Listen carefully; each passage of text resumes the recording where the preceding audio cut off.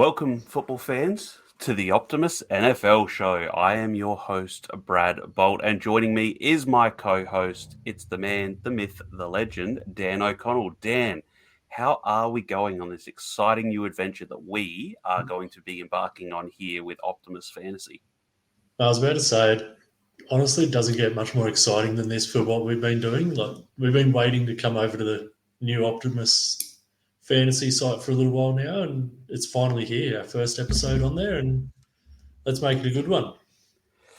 Well, that's it. And the goal of this Optimus NFL Show is to be able to dive into the NFL from a non-fantasy perspective. Give you all the goings on of the league, the news, the breaking stories. We're going to have some in-depth conversations from player rankings to team outlooks to win predictions, maybe even some special guests here and there. But I want to start quickly, Dan, by asking what are you most looking forward to with this show and what we might be able to bring to the people? I think it's just, like you said, we're trying to cover everything NFL related and taking a backseat to a lot of the fantasy stuff. So I think we'll set ourselves apart a little bit just from being like focused on NFL as much more than what we do on fantasy. So just being able to cover just the wide scope that we can now doing this show, especially like new contracts and that sort of thing. And then just watching teams in training camp and keeping track of who's going to be a breakout star this year that we think and all those sort of things. Yeah, and that's sort of the goal too, is to maybe try and, as the season goes on, have a little bit of like a minute, go into the minute details as to why maybe plays or players or certain stretches of games were so successful for people. We want to be able to look in there and go, it's because of this, and be able to dive into some of that. So that's some of the stuff that's going to be really fun to be able to jump into. So what we're going to do, so without further ado, we're going to jump into today's episode, which is just going to be a fun little show, nothing too major. And you can see on the screen here, if you're watching on YouTube, we are creating the ultimate NFL offense. So this is like a Madden type fantasy draft, but just between Dan and myself. We're going to alternate. We're going to go in picks, alternating picks. It's going to be a bit of a snake formation. And we are going to be going into who is going to have the best offense that we can build from all the players in the NFL. So, Dan, if you just want to give everyone just a quick outline of what the position groups, like what we're sort of going to be running with here and how we're going to be drafting our teams. Okay, so we're looking at obviously quarterback, just single quarterback here, NFL style.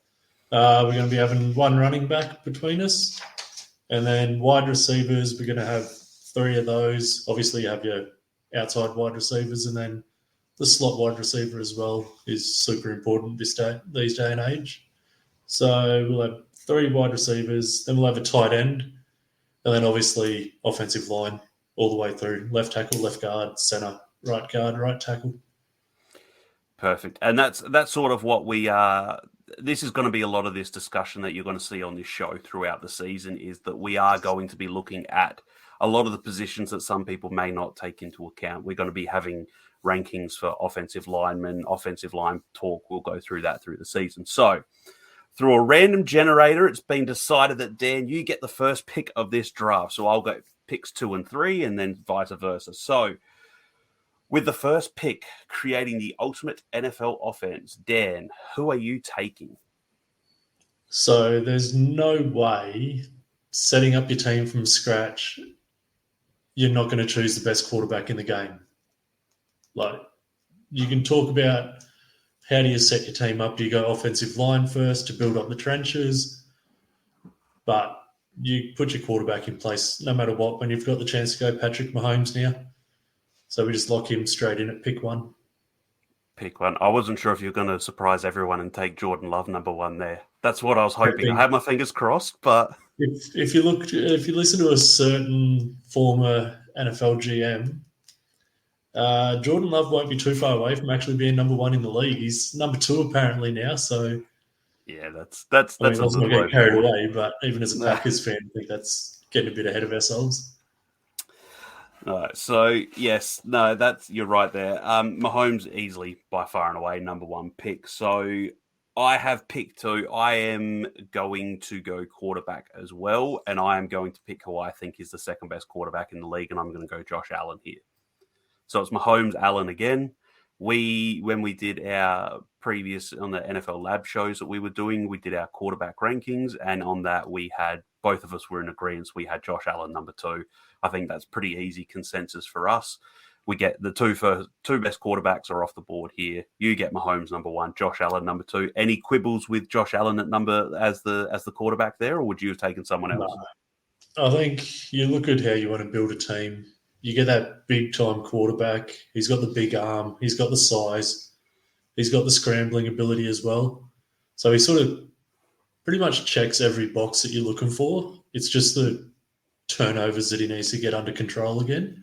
He can be a little bit inconsistent there year to year, but he's got all the tools that you're looking for. So I think you try and just build around him if you're going to pick two.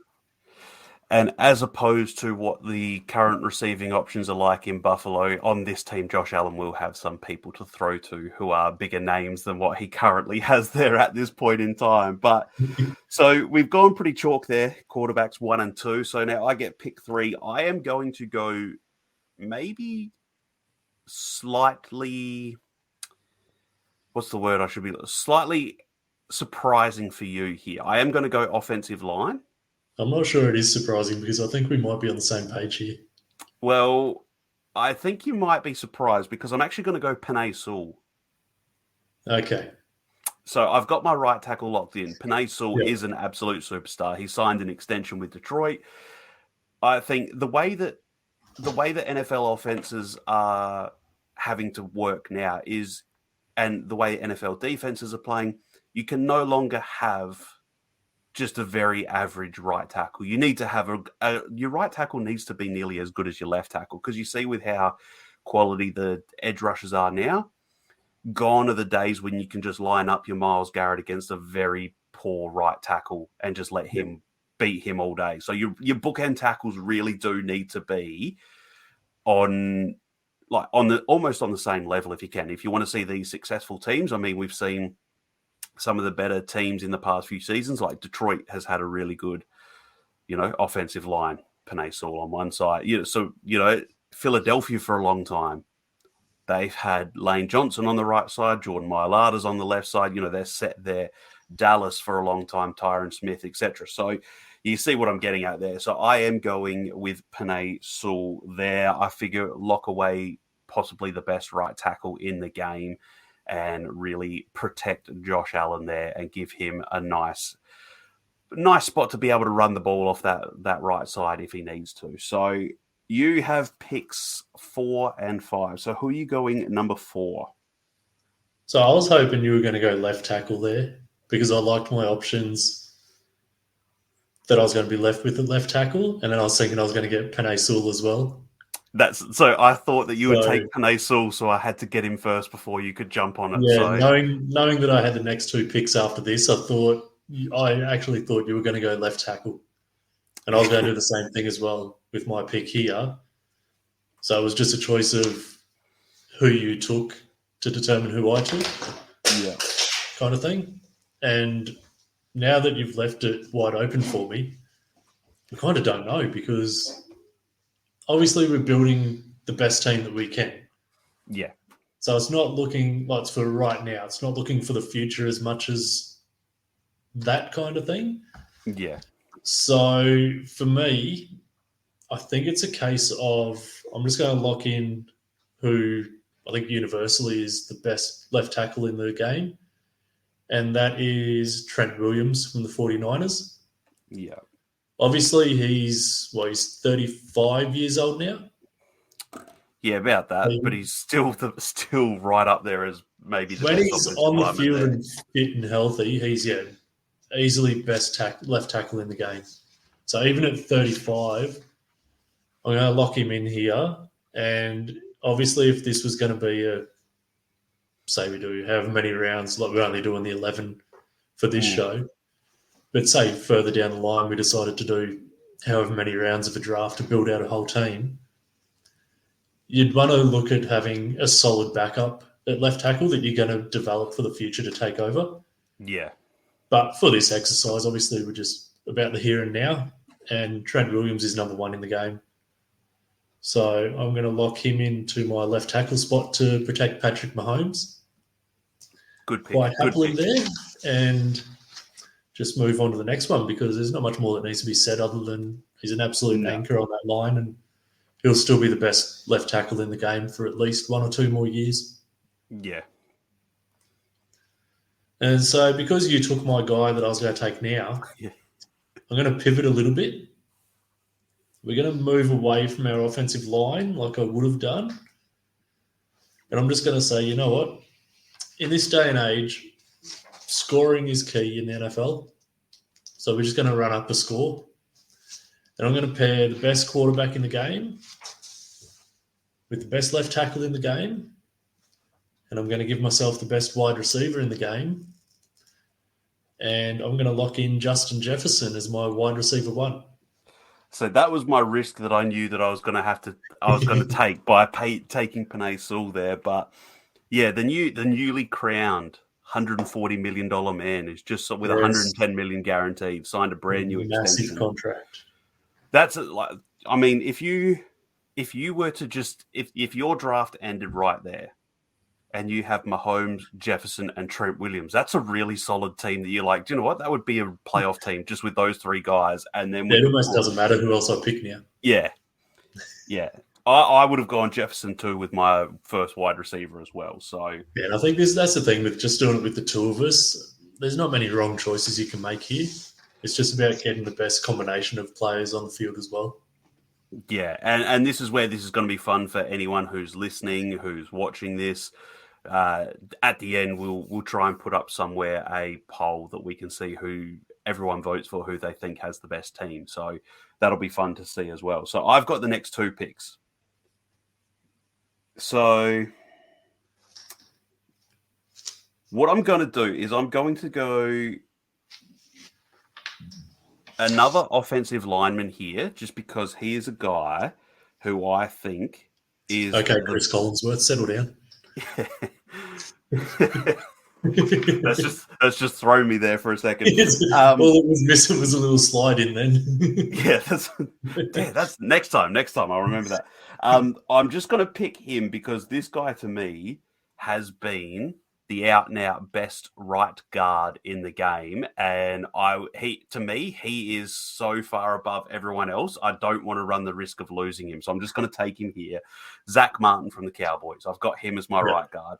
My right hand side is completely locked and solid now. You've got Penei Sewell, Zach Martin. That would be top tier offensive line, nearly the best offensive line if I just stopped right there. Like just having those 2 guys on that right hand side gives my Josh Allen quarterback there that chance to, okay, at least I know my right hand side's locked down. And like I said, Zach Martin has been the best right guard in the game for a long period of time. So had to take him just because I feel that the drop from, say, Zach Martin to the next tier of guards is sort of that drop that you can see in other position groups from elite status to good sort of thing. Like to me, I have Zach Martin rated so highly.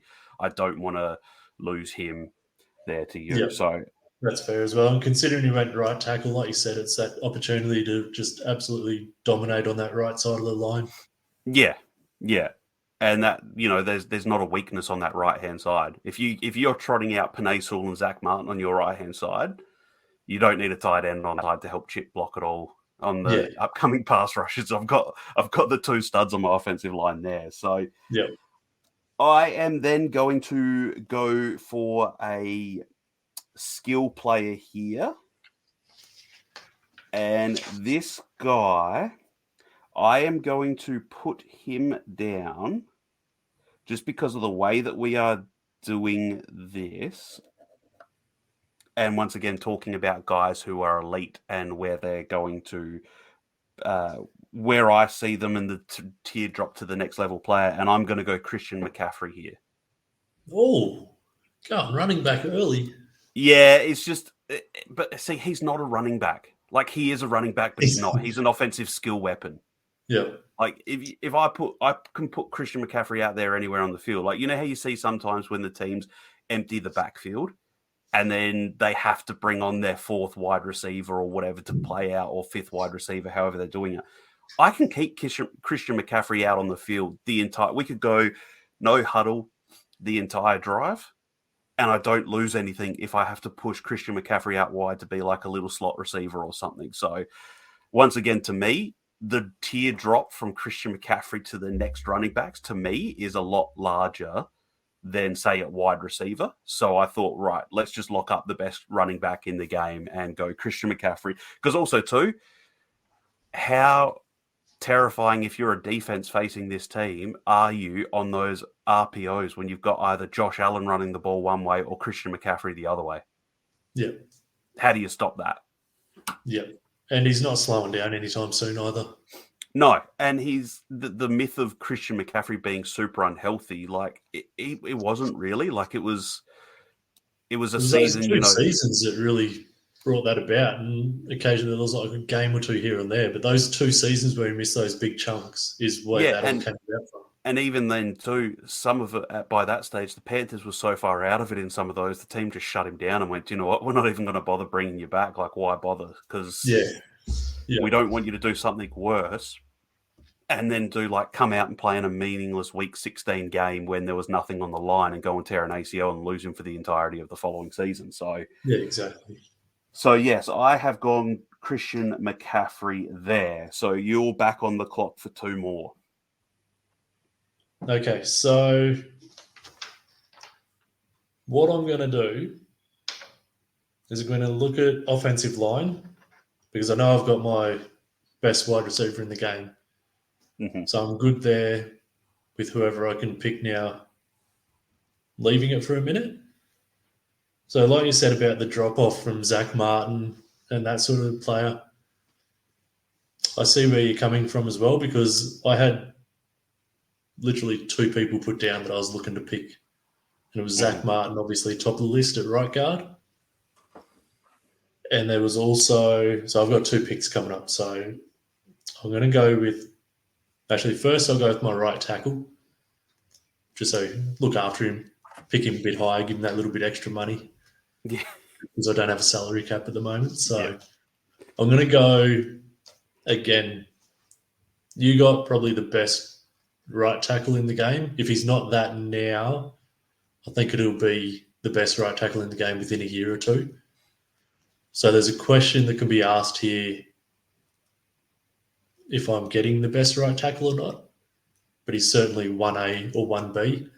And I'm going to go Mr. Old Man again on the offensive line at the moment in Lane Johnson. Yeah. So I'm just racking up the age on my offensive line, knowing that eventually down the line I'll build up my depth chart and we'll have some solid backup behind them for when the time comes. But get that experience and the just sheer ability that they both have in Trent Williams and Lane Johnson. Good luck any of the edge rushers getting to my quarterback. Well, the only thing, so to me it was Penei Sewell, but if I didn't go Penei Sewell in that and I had to choose right tackle, I would have gone Lane Johnson as well. My only cause for concern is that this isn't Madden and you can't turn injuries off. Yes. And that was my only hesitation why I sort of thought, like, to me, Penei Sewell, if he's not number 1, he's number 2. But, you know, him and Lane Johnson are, you know, that sort of, to me, they're right up there. I wouldn't pick anyone else other than those 2 at this point in time. But it was just the injury issue was the only reason why I thought I might just hold off on Lane and go with the younger guy in Penei Sewell. Yeah. And I think, like, for this exercise, like we said, we're just going base sort of offense with the 11 players.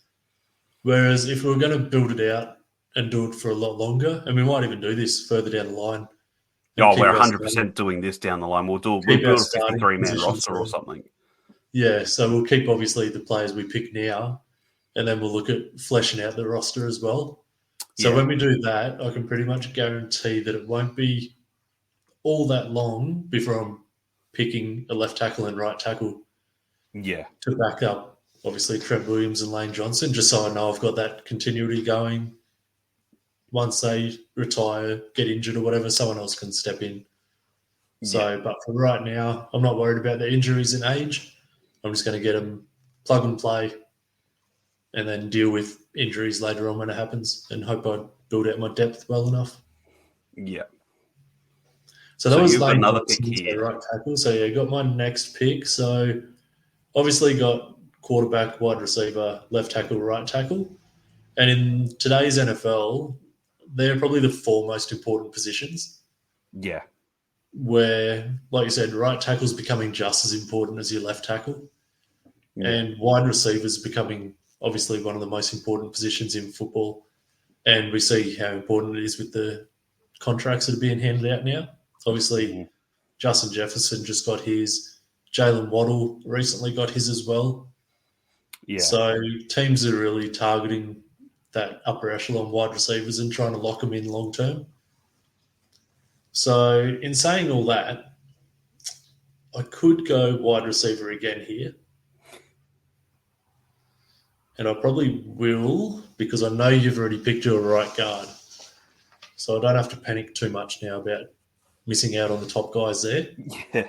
Obviously, I've already missed the top guy. I could look at left guard, but I'm going to leave that for a minute. Like you said, I'm just going to outscore everyone. And I'm going to scare the hell out of opposing defenses. So I've got Justin Jefferson on one side.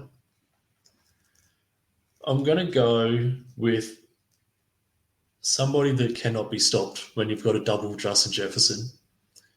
And I'm going to put Tyreek Hill on the other side and just say, you know what? Just run like the wind, get open one-on-one, and I'm going to get the ball to you wherever and whenever I want. Yeah. That's annoying because I was expecting you to pick someone else there and he was going to be my pick. So, but that's all right. That is all right. And this is what makes it fun when you and I both know each other so well when we talk about NFL. Yeah. A little bit of strategy coming into play there of knowing I can hold off on my offensive line for a little bit. Yeah. And I'll probably miss out on one of the guys I want coming up, I'm sure. But how do you turn down Justin Jefferson and Tyreek Hill? Yeah, well, that's it. Well, I'm hoping that I'm just letting you know now, I'm going back-to-back wide receivers here. Okay. Because you've already picked your left tackle, I can hold off on my left tackle sort of thing. So I'm going to do that.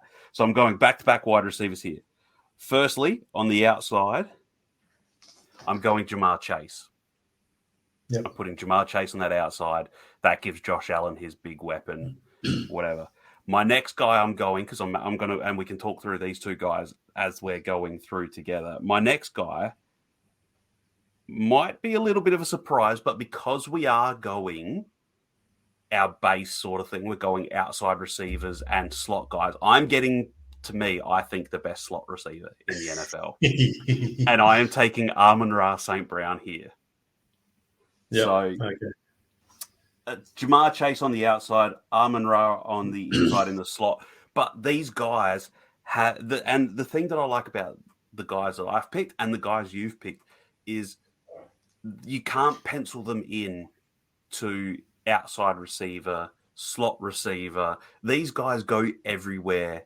They come out of the backfield. They're on the sweeps. Like, no one will ever forget to me that play that was, I think it was a Thursday night football game. Do you remember when the Dolphins were playing and there was a fumble and Tyreek Hill picked the ball up from the fumble and raced around as a jet sweep and beat everyone up the sideline for a fumble recovery touchdown?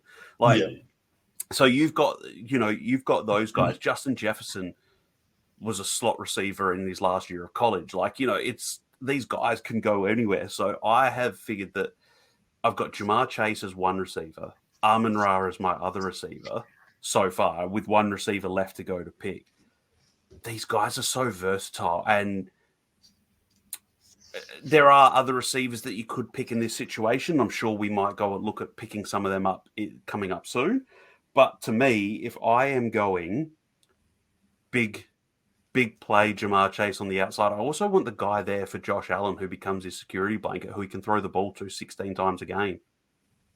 And Amon-Ra's that guy, and he can turn some of those short plays into big plays. So I've got my slot receiver, I've got my one outside guy, I've got my right side of the line sorted, my running back, my quarterback. I'm pretty happy with how this has worked out so far. But there, you have a really good team as well, and that's annoying. So, yeah. So you've got back to back. Yeah, you've got back to back picks here again.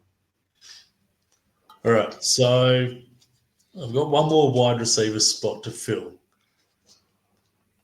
and it's going to come down to the fact that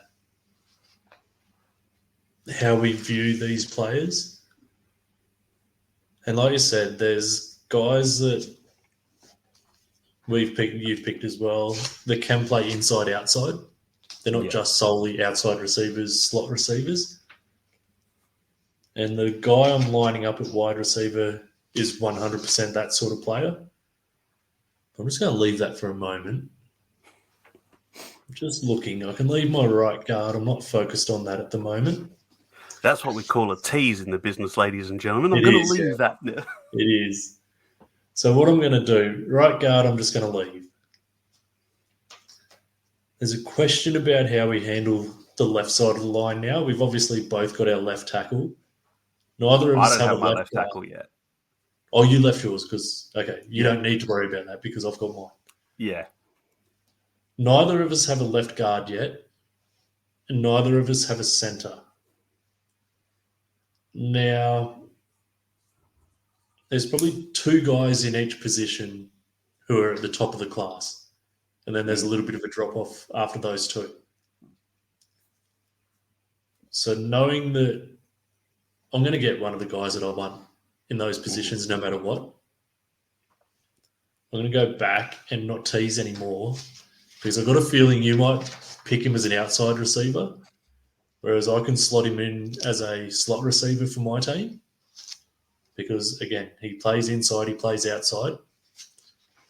I'm going to lock in a CD Lamb as my slot receiver with the ability to swap and change with Tyreek Hill. And so I've got Justin Jefferson, Tyreek Hill, and CD Lamb.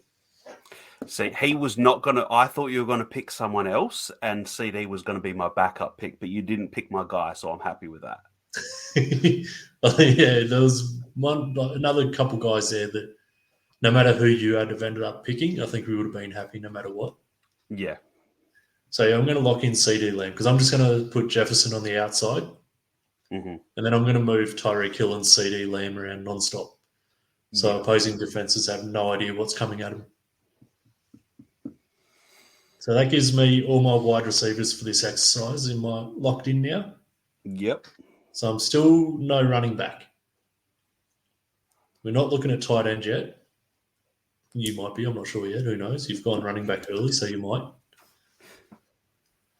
I don't need to focus on right guard and you don't need to focus on left tackle. I'm going to get what I think is an undervalued position, but when it's the top of the class, it's so important to any team. And I'm going to lock in my favourite centre, and I'm going to do it with the quarterback I have, and I'm going to lock in Creed Humphrey. Interesting. Because the combination between centre and quarterback is obviously so important. They need to be on the same page. You don't want anything to be off with timing of the snap. And so I'm going to lock in Patrick Mahomes centre in Creed Humphrey and just not have to worry about any miscommunications or anything like that. Yeah, I'd say interesting because I was sort of thought you might have gone somewhere different, but I understand your reasoning. Creed Humphrey's a really good centre. And he may not even be the number one centre in the game. I think he's top two no matter what. Yeah. From my point of view. But, yeah, he might not be number one, but just because I've got Patrick Mahomes, I think he's close enough to being 1A, 1B kind of thing where I'm just going to have that comfort factor. Yeah. Yeah. Now, that does change my thinking slightly because Wide receiver, I don't need to worry about yet because your wide receivers are done. Yeah. I've got running back, you don't. You've got left tackle. I'm still safe with left tackle. It's left guard, center, but I don't really have to worry about center now. So really, my only two spots that I need to worry about are left guard and tight end. Now, I'm not going tight end here because I'm really conflicted on tight end. Who I should pick, who I think should be there, but who I actually want to pick three different people. Yeah. So I'm a bit stuck on that. So I might have to wait for tight end for you to pick tight end. So I'm gonna go left guard here, and I'm gonna go Quentin Nelson. Oh, okay. So Quentin Nelson, another guy who, super high draft pick, had, amazing start to his career. Had a bit of, a lot of people saying a bit of a down season, but I thought played really well last year for Indianapolis. That offensive line for the Colts was a lot better last year. Yeah. And he's a guy, if I'm going who I think are just going to be the most stout offensive line, who I want to have create holes for Christian McCaffrey and Josh Allen. I've got Zach Martin, Penei Sewell on one side, and then I've got Quentin Nelson and my left tackle. So I'm going to take a left tackle here just because I am so conflicted on my other guys, and I'm hoping you pick one of them that I can then, it makes the decision a little bit easier. So because of that, I am going to go another young superstar to me as a left tackle. This man started in his rookie season as a right tackle. Oh, I like it. They won the Super Bowl. Yeah. And then he's moved over to left tackle and become one of the best left tackles in the game. That's Tristan Wirfs for the Tampa Bay Buccaneers. I like he it. was always going to be he was actually going to be my first choice for left tackle. So when you were saying you were going to go left tackle, I was worried you were going to pick him. And when you went Trent Williams, I had let out that little sigh of relief going, oh, thank God. Thank God. I was close to doing it as well. I was close to picking Tristan Wirfs, yeah. To me, Tristan Wirfs is in that elite tier of left tackles. He is, but like the thing that shouldn't work in the way that football is played is you have an all-pro right tackle. There is no way then that once you have an all-pro right tackle, you go, do you know what? Let's move him and let's try it out. He's awesome there. Let's see where he is, how good he is elsewhere. And then you move him to the left side, and he's almost an all-pro left tackle as well. Like, he is of that caliber. It's just ridiculous. Yeah. And the thing that I like about this is if you look at my two bookend tackles now, Tristan Wirfs and Penei Sewell, both of these guys could swap positions, and I don't think it would be a drop-off on either side. Yeah. Like, Penei Sewell has that ability to play left tackle, but because he's been so outstanding as a right tackle, Detroit shouldn't move him. Tristan Wirfs is a fantastic, amazing, nearly all-pro left tackle, but we've seen him be an all-pro right tackle. So he's a guy who, if for some reason you have a really good backup left tackle, if, as you said, when we build these rosters out later in the off season or whenever, we're looking for something to talk about one day, and we do this, build out our rosters from here. If I leave right tackle for my depth position, and it's not a guy I'm super confident with, if Penei Sewell in our fake world happened to get injured, I wouldn't be too upset. Say if I had Jordan Mailata as my backup left tackle, could you imagine then me going, okay, let's just bring Jordan Mailata in to play left tackle, let's kick Tristan Wirfs back over to right tackle, and go, we are still just as good an offensive line as we were before. So there's no drop off there. Yeah, so now when I look at it, my offensive line so far, my 4 of my 5 positions are Tristan Wirfs, Quentin Nelson, Zach Martin, Penei Sewell. No defense is getting through those guys. Yeah, no. Josh Allen's safe. Josh Allen is very safe. Christian McCaffrey's going to be like, wow, I've never had such wide gaps to run through between the B gaps. I've never had that before. So, yeah, no, I like it. I like the thinking, and like you said, we're going to build these rosters out, and I'm quite annoyed that you did choose him because I would have been looking to lock him in pretty early. Yeah, I was looking to lock him in pretty early as my backup left tackle, so take him off the board now. So you're up with back-to-back picks here. Well, because you took my backup left tackle, He was never getting to you no matter what. I'm going to really just do something to annoy you now, and I'm going to skip tight end. That's I'm just going to shore up my offensive line now. So I've got left guard and I've got right guard. So at right guard, I am going to lock in Chris Lindstrom from the Falcons, who I think is super underrated. Like you said, Zach Martin is far and away the best right guard in the game. There's no question about that. I think Chris Lindstrom is and has been probably the second best right guard for a number of years now. Lindstrom's in that next tier for me. What was that, sorry? Lindstrom was in that next tier where I said that I had Zach Martin up here. The very next tier, Chris Lindstrom was top of that next tier for me. Yeah, like you can't go past Zach Martin, but yeah, Chris Lindstrom, you're not missing much there. It is a tier down, but still super comfortable, still super reliable as well there. Yeah. So happy with that. I'm going to go left guard, and there seems to be a bit of a theme here for me, and it hasn't been intentional. Like I said, Quinton Nelson was there. He was on my list. The next two guys I had was Joe Tooney and Joel Bitonio as left guards. Now, because I went and I guess took that comfort factor with Creed Humphrey at centre, I'm going to, like I said, it wasn't intentional, but it's turned out that way.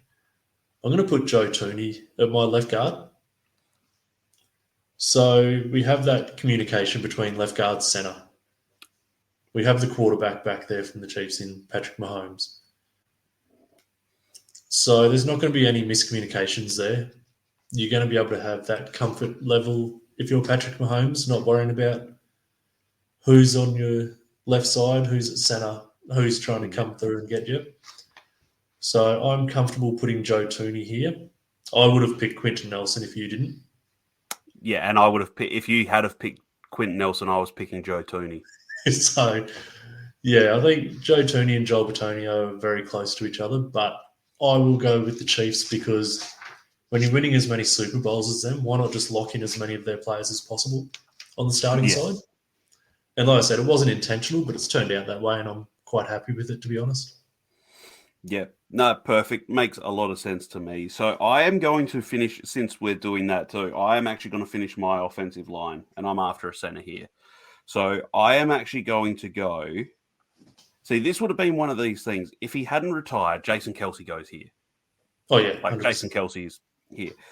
So I'm going to go with my theme of youngish guys, but also athletic freaks. Because that's every one of my offensive linemen are athletic freaks. Yeah. So far, you look at it.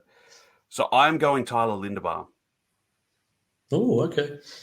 Because he's the guy who, with this running, in my eyes, this type of running scheme and the way that I'd want this offensive line, I want him to play that Jason Kelce type of role who can get out and pull and get out in front of the running back or the quarterback and get to that second level on the outside and push people out the way sort of thing. So he's athletic enough that I could get him in that role.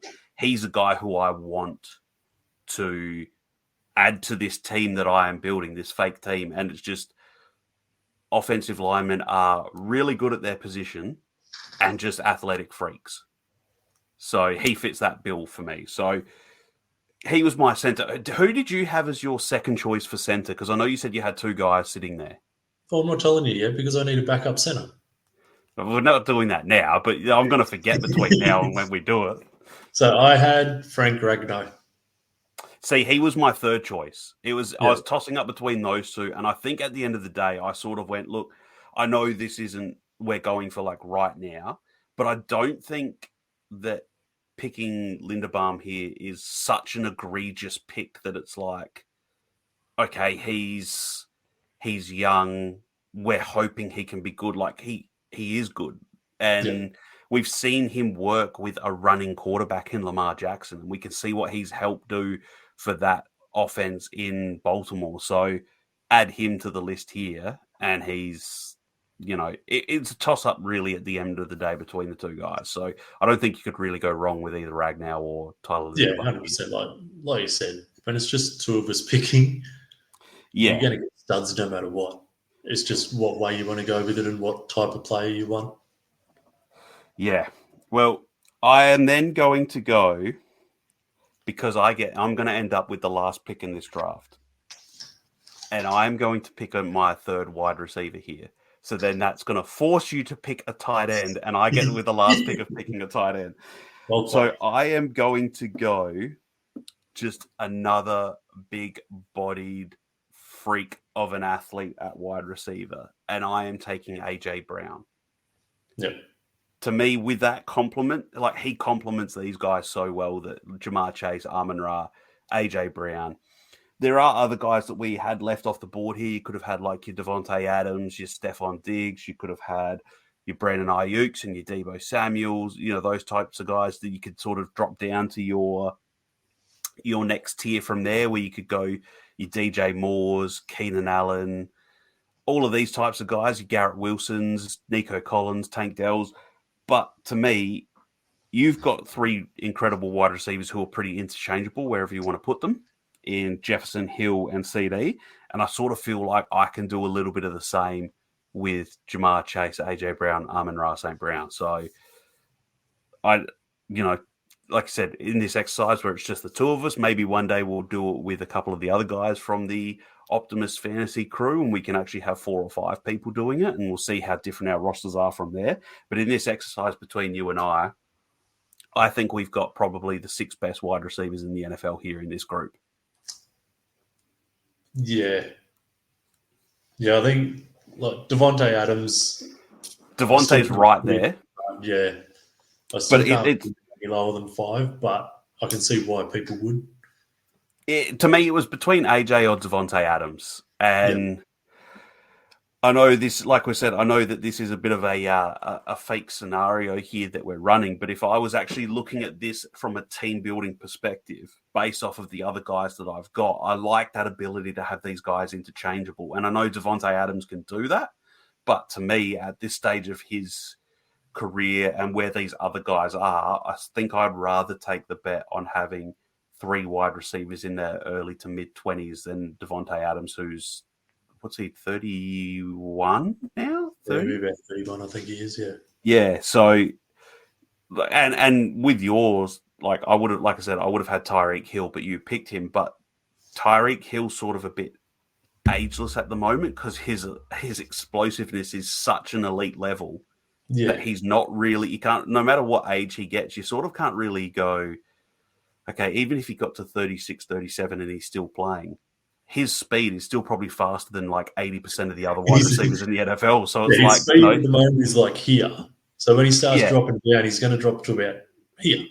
Yeah, exactly. Which most other players are still off the screen down here. So yeah, exactly. So you've got 2 picks, and then I've got the lucky last pick of this draft. Okay, so my 2 picks here to round out my team. I'm going to go running back here. Obviously, it doesn't matter what order I go in, but I'm going to go running back. And you've got the number 1 running back in the game. We'll go bit of a spoiler for our upcoming running back rankings show. I think it's no surprise that we'll both have CMC at number 1. Yeah. I'm going to go for a bit of a surprise here, because I'm going to leave somebody, because of the way I've built my team, I've got a running back in mind that I want to put on the field with these guys. But to start with, I'm going to have quite possibly what could be the most dominant running back in the game behind this offensive line, and then with the speed and excitement at wide receiver. And just because in this make-believe world, I just want to picture what it would be like to see 6'3", 247-pound Derrick Henry with all this space, because nobody's going to be able to load the box for him with my wide receivers and my quarterback. Yeah. So I'm going to put Derrick Henry in here and just go, come at him and have fun. I had him third on my list. I had someone else in front of him, but it was on such, like, to me, it was literally CMC at this level, about three or four guys here at this level, and then drop down from there. So I can't fault you for taking Derrick Henry there. Like you said, with that beast of an offensive line as well, Derrick Henry's going to be putting up.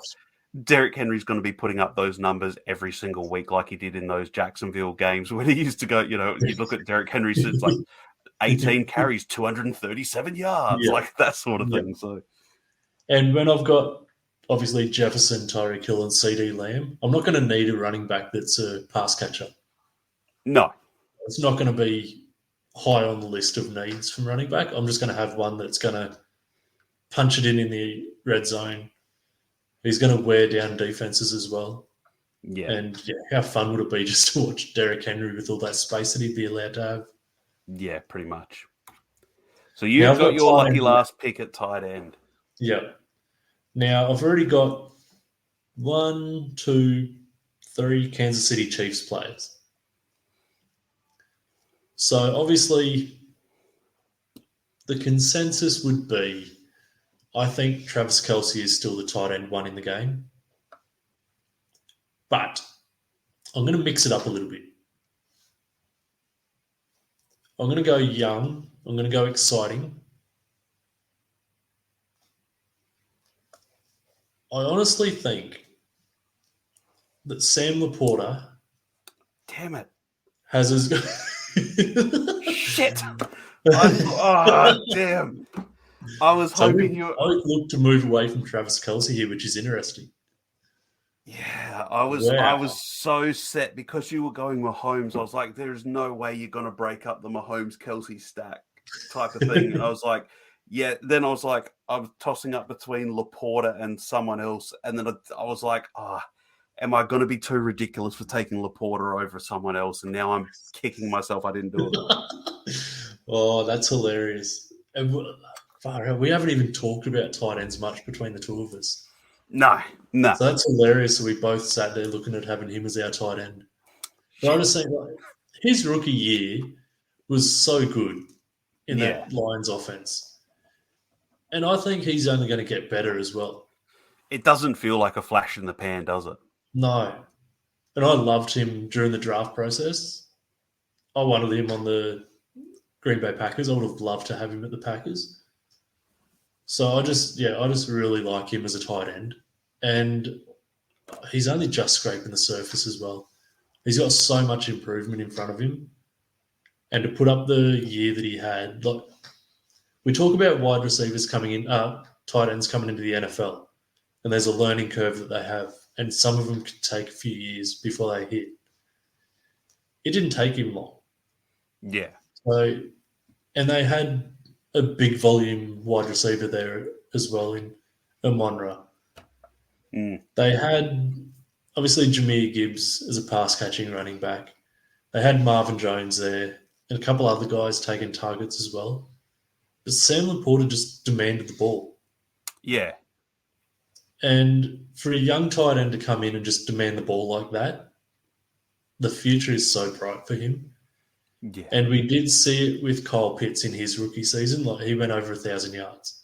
Sam Laporta didn't make 1,000 yards, but you can see that that's in his future. Like, it's not that much of a stretch to see him hit 1,000 yards this upcoming season. Well, that's what it sort of feels like, doesn't it? It feels like he's going to be 1,000 yards this year. Because did he miss some games last year, or? I think he missed a couple from memory. Didn't look, but off the top of my head, he missed a couple games, I think. So I'll have a quick look. But, yeah, you talk about young tight ends. And my team's relatively old on the offensive line. Obviously, Tyreek Hill is up there in age, but like we said, he's not going to have a drop-off, really, you think, all that quickly. He's still going to have his speed and his route running, so we're comfortable there. But just trying to quickly find it, sorry. I am very comfortable having Sam Laporta as my tight end. And obviously, when we move down the line, we'll be looking at backup tight ends, and there's plenty of choices to make there. Yeah. and he can go any sort of way with this team as well. But actually, I Laporta think did play 17 games. I think he got injured in one of them though. Like I think there was a Yeah, game or two where he left early or something like that. But I mean, yeah. looking at his stat line, like you look at his stat lines and third game of the season, 8 catches, 11 targets, 84 yards, and a touchdown. Then against Carolina a couple of weeks later, he had 3 catches, 4 targets, 2 touchdowns. Later in the season against New Orleans, 9 targets, 9 catches, 140 yards, and a touchdown. Against Dallas, who had a really good defense, 7 catches, 12 targets, 84 yards. Like all season, he was just producing. And then even in their biggest game of the season, the NFC Championship game, 9 catches on 13 targets for 97 yards against the 49ers. Like that, they're not the stats of a rookie. It's just unfair how he was able to come into this setup straight away and just be good straight away. So Yeah. like I said, I was so bummed. I honestly thought that you were going Kelsey there just with that Mahomes stack. And I was like, yes, I am going to get Laporta because, yeah. Oh, well. That's hilarious. That's good. Jeez, I'm good at this. Just annoying people with my picks. pain in the ass. So then, look, I'm gonna go Kelsey then for my last. I mean, you have to at this point, surely. Yeah, because look, the only other 2 people I think you could really have in some form of consideration here are George Kittle and Mark Andrews. Yeah. Outside of Laporta, like it was those 4 to me were on that level, but at this point in time, like Travis Kelce just rocks up and seems to get 1,000 yards every season. And last year, he started off the year, he missed the first game of the season and then just sort of felt like he was on the back foot for the season for a while. But even a down season for him was still really good. Like it was just, it's looking almost up. unfair. Yeah, and I mean, it's hard to also like to go, okay, well, Travis Kelce, yes, okay, so he did have a down year for him. He had his 3rd lowest receiving yard total in his career last year, 984 yards on 93 catches. So receiving yards, that was his 3rd lowest of his career. He had 5 touchdowns for 984. But the previous seasons before that, 1,300 yards, 1,100, 1,400, 1,200, 1,300, 1,000, 1,100. And then the only 2 seasons he had less receiving yards were 2014, he had 862, and 2015, he had 875. So This is a man pretty much every season you could guarantee, right, he's going to get at least almost 1,000 yards, if not more. So yeah, slow start to his career, only just cracking 800 yards. Yeah, and 5 touchdowns, and then backed it up the second year with the same, and then just went on this insane run where he was just getting catches and yardage everywhere. But like you said, number 1 tight end in the game. It's really hard to go past him in that situation, and to go with our team, like I'm really happy with that as my sort of team that I'd be running out week after week. So what we'll do, I'm going to run through my team, and then Dan, you can run through yours. So I've got, for anyone if you're following along, I've got quarterback is Josh Allen, my running back is Christian McCaffrey. Wide receivers, I've got Jamar Chase, AJ Brown, Amon-Ra St. Brown, with Travis Kelce as my tight end. Then offensive line, I've got Tristan Wirfs at left tackle, Quentin Nelson left guard, Tyler Linderbaum at center, Zach Martin at right guard, and Penei Sewell at right tackle. And what is you've got your team there, Dan, that you can run through? Yeah. Offensive line was always going to be fun between us. Yeah. Because obviously you took Penei Sewell early. Yeah. I was quite disappointed in that. So it was just funny seeing the reactions that we had there. But, okay, so I've got quarterback is Patrick Mahomes. The joy of having the first pick is just locking in the best quarterback in the game at the moment. And honestly, it's not going to be too much of a stretch before he's the best quarterback just in history, the way he's traveling at the moment. Yeah. So, yeah, Patrick Mahomes, easiest choice you'll ever make. Running back for me, just because the sheer devastation that he'll cause. Derrick Henry with this offense, just good luck to anyone. I went wide receiver early to make sure I got the best wide receiver in the game, and I got Justin Jefferson. That was always a plan of mine. Then I took Tyreek Hill just for that speed factor and the excitement there, because you're not going to be able to double him too often. You either leave Justin Jefferson one-on-one or you leave Tyreek Hill one-on-one. And then while everyone's trying to shut down Jefferson and Tyreek Hill, I've got CD Lamb there just to play some fun in the slot.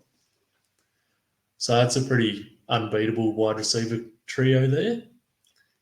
And then, much to your disgust, my tight end is Sam Laporta, which obviously is a surprise. And like you said, Patrick Mahomes, Travis Kelce, breaking up that combo was tough. But I already had two Chiefs on my offensive line. I had Patrick Mahomes. I had to mix it up a little bit. So I took the gamble and took Sam Laporta, and it feels good there. Left tackle, I went old, but I went the best. I took Trent Williams. Left guard, like I said, one of my Kansas City Chiefs in Joe Tooney. Center, again, one of my Chiefs, just to have that combination there in Creed Humphrey. And then we went right guard. I took Chris Lindstrom, who you took Zach Martin early, which again, he was my number one guy that I would have picked. So I pivoted there to my number two guy. And right tackle, I went old yet again because, well, they may be old, but they're... Okay, Lane Johnson's probably 1A, 1B with Penei Sewell. I'm comfortable with both of them. So I went Lane Johnson there. So we're going to have to look at a bit of youth and players at left tackle and right tackle that can just jump straight in and start at a pinch, because I'm old. I get broken down a little bit and injured. And I'm still talking about my left tackle and right tackle, not myself, to be honest. I was going to say, you better clarify that there. I wasn't sure which one we're after. About me as well, depending on the day. But yeah, so I'm happy with going with the older guys at left tackle and right tackle, knowing that when we build our teams out, I'll be going a little bit younger and having that backup depth there as well. So yeah, happy with my team. Perfect. I'm going to throw this out there. We can do this as well. I'll let you have a pick. You get to pick for your squad, your coaching staff. Who would be your head coach and his head coaching staff? I'll let you have first pick, and then I'll take one after. The whole staff. Okay. Whole staff. Yeah, offense, defense. It's all a package. All right. So, I mean, with my players, my quarterback who just keeps winning Super Bowls, why not get the Super Bowl winning coach and staff? We're going with Andy Reid. Yeah. Because I just love watching him on the sideline.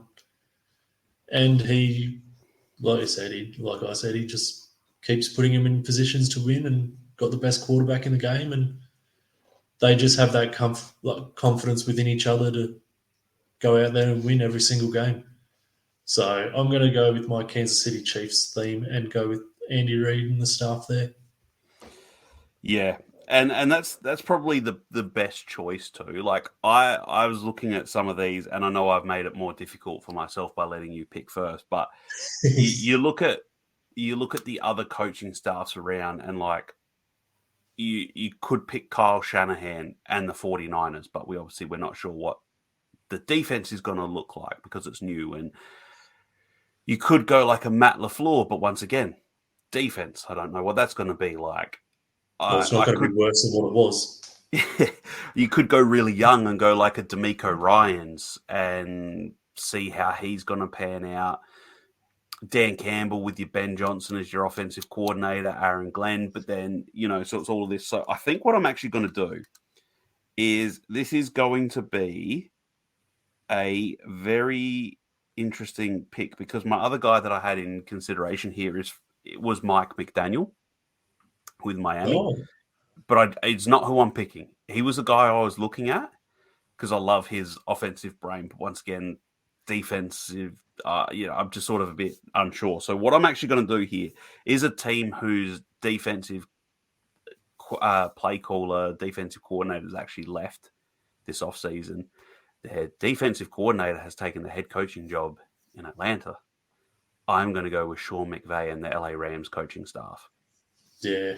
I just think if you've got Andy Reid as, you could say Andy Reid is the best.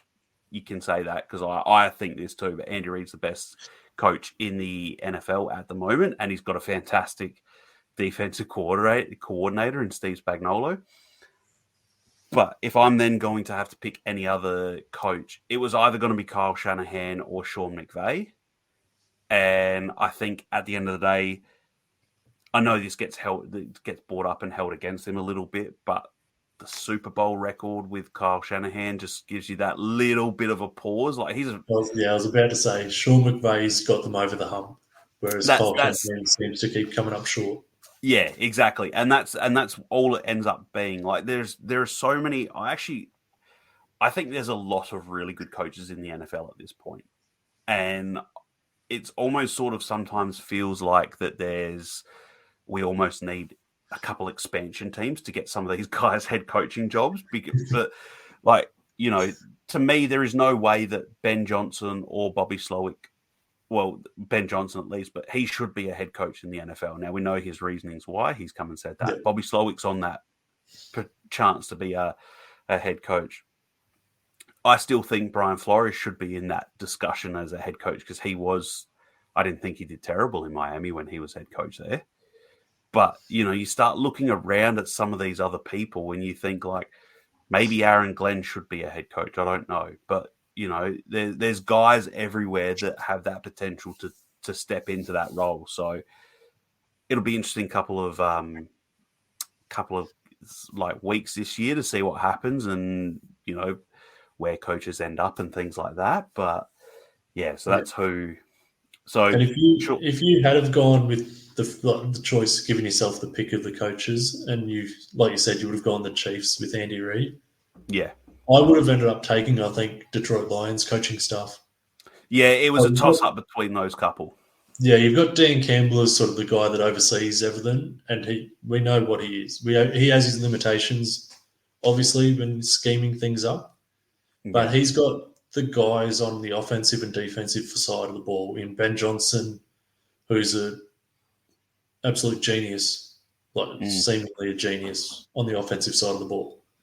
And whoever he decides to be the coach of, when it's time for him to be a head coach, is going to count themselves lucky. So I love Ben Johnson, hoping he finally gets out of the NFC North eventually in the next year or two, which would be nice as a Packer fan.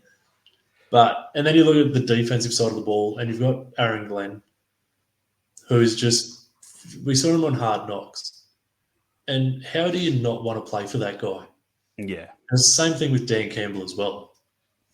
So the culture they've put there at Detroit is unbelievable. So as a coaching staff, that's who I'd want to play for.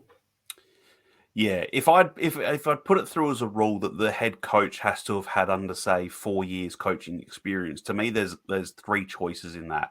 If you'd said that, like if we'd put a restriction and said, right, it has to be a coaching staff where the head coach has had X amount of years or less, it's Dan Campbell, it's D'Amico Ryans.